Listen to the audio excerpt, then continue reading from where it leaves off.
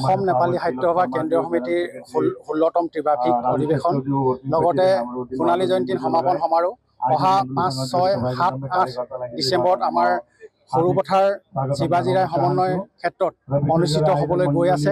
ইতিমধ্যে আমাৰ অভ্যৰ্থনা সমিতিৰ তৰফৰ পৰা যিখিনি আমি কাম কৰিব লাগে, আগতীয়াকৈ আমি যিখিনি কাম কৰিব লাগে সেইখিনি সম্পূৰ্ণ আমাৰ কাম চলি আছে। আৰু আজি আমাৰ প্ৰথম দিনা কাৰ্যসূচী লাই খুঁটাৰ কাৰ্যসূচী আছিল। ইতিমধ্যে আমাৰ লাই খুঁটাৰ কাৰ্যসূচী হৈ গৈছে আৰু আজিৰ পৰা আমাৰ বিভিন্ন মণ্ডপসমূহ আমাৰ প্ৰতিনিধিসকল থকাৰ সা সুবিধা, আমাৰ খোৱা বোৱাৰ যিখিনি সা সুবিধা দিব লাগে সেইখিনি প্ৰতিনিধিসকল ৰখাৰ, অতিথিসকল ৰখাৰ আমি যিখিনি সুবিধা দিব লাগে সেইখিনি আমাৰ সুবিধা হৈ আছে, আমি কৰি আছোঁ। সেইখিনি কাম আমাৰ চলি থাকিব। আমাৰ অসমৰ বিভিন্ন ঠাইৰ পৰা লগতে ভাৰতৰ বিভিন্ন ঠাইৰ লগতে আমাৰ ভাৰতৰ বাহিৰৰো আমাৰ অতিথিসকল আহিব, সাহিত্যিকসকল, কবিসকল আহিব। আমি সমগ্ৰ গোলাঘাট জিলাবাসীক আমি অনুৰোধ জনাম, আমাক বিভিন্ন ক্ষেত্ৰত দিয়া পৰামৰ্শ আগবঢ়াই আমাৰ অতিথিসকলক সেৱা শুশ্ৰূষা কৰিবৰ বাবে আমি সকলোকে আজি আপোনালোকৰ এই মিডিয়া মাৰ্ফত আমি অনুৰোধ জনাইছোঁ। অহা 5, 6, 7 আৰু 8 ডিচেম্বৰ তাৰিখে আমাৰ অসম নেপালী সাহিত্য সভাৰ 16 সংখ্যক ত্ৰিবাৰ্ষিক মহাধিৱেশন আৰু সোণালী জয়ন্তী বৰ্ষৰ সমাপন সমাৰোহ আমি একেলগে ইয়াতে সম্পন্ন কৰিবৰ কাৰণে আগবাঢ়িছোঁ। আজি এবছৰমান আগতে আমি ইয়াতে আমাৰ অভ্যৰ্থনা সমিতি আমি গঠন কৰিছোঁ। তেখেতসকলে অহৰহ নিজৰ কাম কৰি আছে আৰু আমি এতিয়ালৈকে বিশেষ ভাৰতবৰ্ষৰ মাত্ৰ নহয়, ভাৰতবৰ্ষৰ বাহিৰৰ বিশিষ্ট ব্যক্তিসকলক আমি নিমন্ত্ৰণ জনাইছোঁ। আমি আশা ৰাখিছোঁ তেওঁলোকৰ উপস্থিতি ইয়াতে হ'ব এই সৰু পথাৰত। আৰু আমাৰ অসমৰ পৰা কমেও আমাৰ 1000মান প্ৰতিনিধি ইয়াতে উপস্থিত থাকিব, আমাৰ বিভিন্ন শাখা সমিতি, জিলা সমিতিৰ তৰফৰ পৰা। গতিকে ইয়াতে তেওঁলোকক থকা মেলাৰ যি সুব্যৱস্থা আমাৰ অভ্যৰ্থনা সমিতিয়ে কৰি আছে, আমাৰ কেন্দ্ৰীয় সমিতিৰ লগত অহৰহ সম্পৰ্কত আছে তেখেতসকল। আমি ভাবিছোঁ যে এই অহা অধিৱেশনটো অতি সফলৰূপে ইয়াতে আমি সম্পন্ন কৰিব পাৰিম বুলি আমাৰ বিশ্বাস আছে।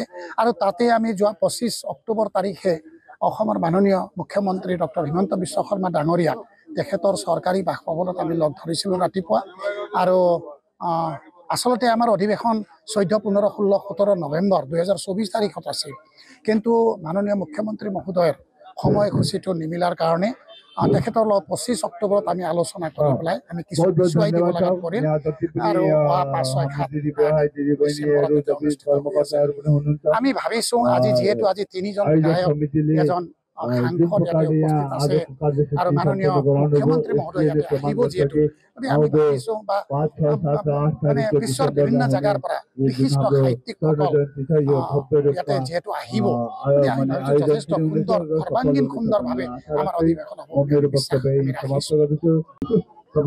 অহা মাহৰ 5, 6 আৰু 7, 8 ডিচেম্বৰ এই 4 দিনত নেপালী সাহিত্য সভাৰ সোণালী জয়ন্তী অধিৱেশন সৰুপথাৰত অনুষ্ঠিত হ'ব।